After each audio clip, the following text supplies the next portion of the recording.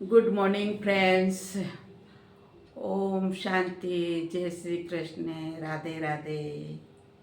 आप सब कैसे हो? मज़े में हो? सदा खुश रहने वाले फरिश्ता हो, है ना। फरिश्ता क्या करते हैं?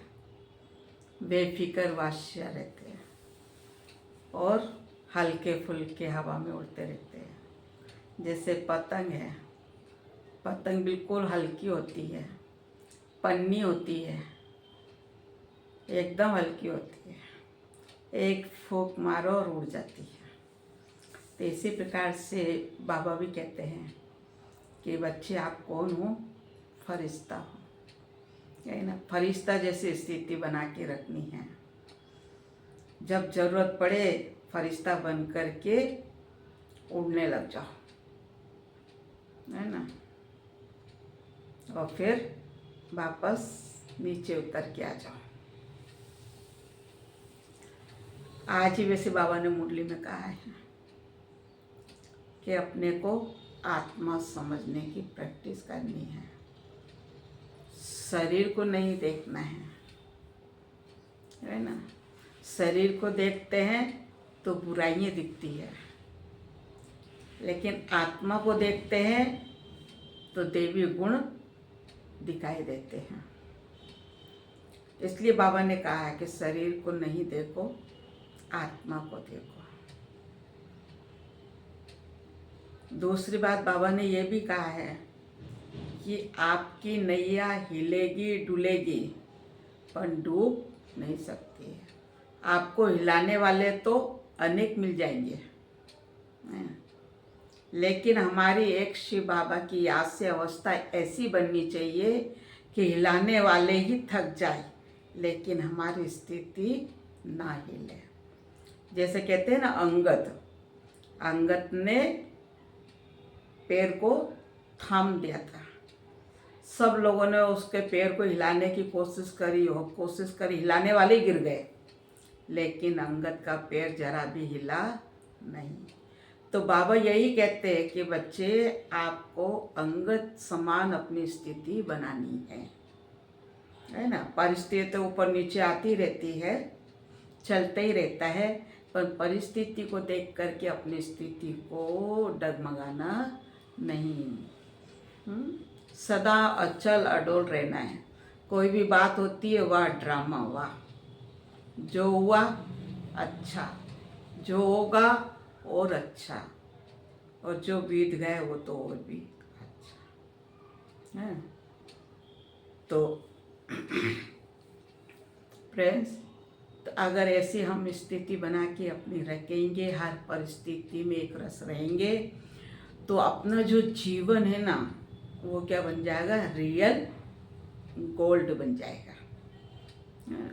जैसे कहते हैं सोने में कोई खाद नहीं होता है, रियल गोल्ड होता है, तो उसकी चमक दूर से दिखती है। और अगर गोल्डन में अगर मिलावट हो तो उसकी चमक भद्दी पड़ जाती है। इसी प्रकार से बाबा भी कहते हैं कि बच्चे रियल गोल्ड बनना है।